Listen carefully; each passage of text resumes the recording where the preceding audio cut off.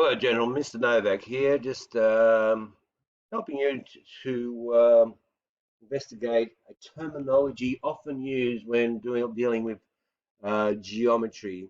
And that's the expression, the angles of elevation and depression.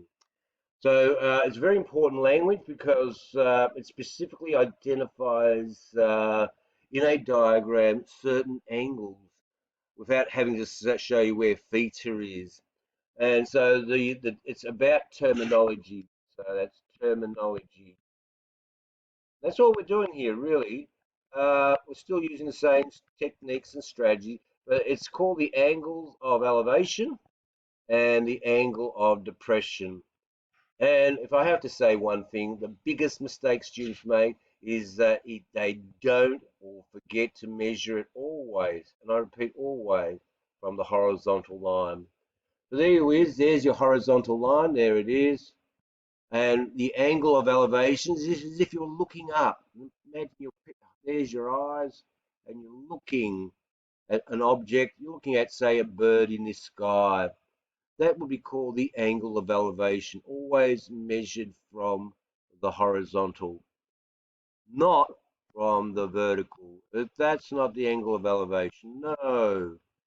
And of course, the angle of depression, you might be on the top of a cliff, okay, looking down at a boat. We call that again the angle of depression, again measured from the horizontal. So you must remember those two key points about those. And that's all it is, just the language. So let's have a look at an example. Let me set that up for you. Okay, so here we have a question. Find the angle of depression. So again, we know that in a right angle triangle, there's two angles that they could be referring to. And so that's why it's important of language. Obviously, you know, that it always starts with doing a diagram. So we have a top of the building. So we've got a building. So let's draw the building. We know the building obviously sits on, we're assuming the building sits on a ground that is perpendicular to each other. All right, so there's your building. They are saying that from the top, so looking from the top down at the ground, they want the angle of depression. And for the majority of you, this is where you will make the mistake because we have to look for a right angle triangle. And that's the one that you obviously will first see. And then you think, oh, well, they want us to work out that angle there. But what have you done? You have made a grave error. You are actually measuring it from the vertical. So it's important that you do a simple diagram like the one I've just done so that you identify that you actually have to measure from the horizontal. You're at the top, you're looking down, and that's what they mean by angle of depression. Now, I might as well tell you a little trick here. See that letter Z? Here's a letter Z. Let's draw that with, say, a highlighter. There it is there. That letter Z is, in actual fact, a unique shape.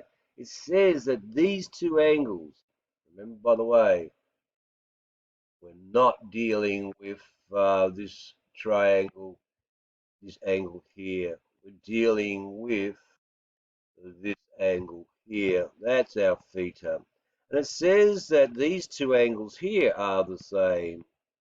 These two are the same. And that's because the ground and the horizon are parallel lines, parallel lines. And when you cross a parallel line, those two angles are known as alternate angles, which are the same. So that's a very useful thing to remember. It always takes on the shape of the letter Z. So let's continue on with this question. I'll just pause while I set it up. Okay, so as you can see, there's my building. I'm doing from the top. This is the angle what we want. We measure the horizontal. That's the angle of depression. As you can see, we know that the building was 50 meters and we're going to the ground, which is some 80 meters from the base of the building. So there's the base of the building. There it is there. A building with windows. There's a door. And so that's 80 meters.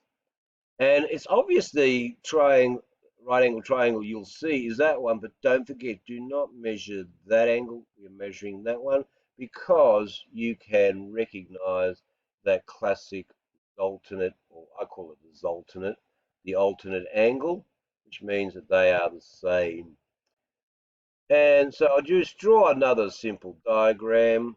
The angle that we are wanting. Okay, so it's like earlier questions.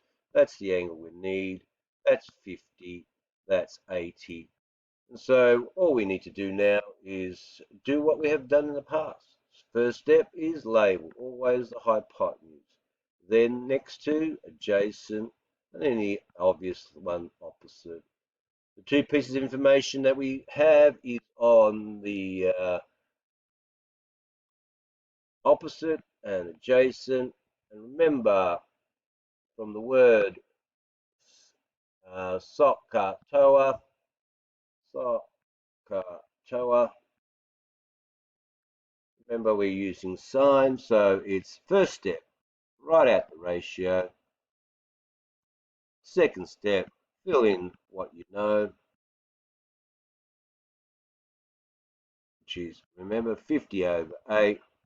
You get theta by itself, it's the inverse of the sine. Inverse sine, remember, it's the second row of your calculator. And so we go there.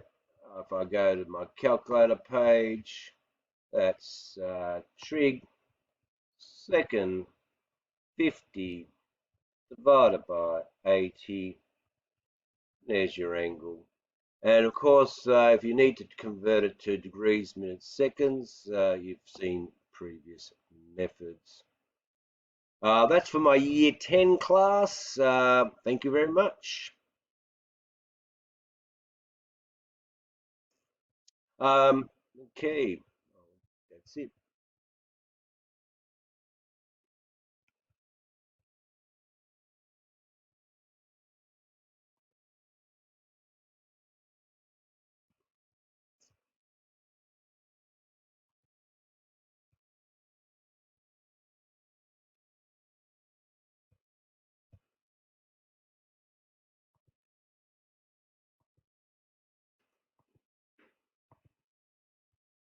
All right, let's keep going, keep going.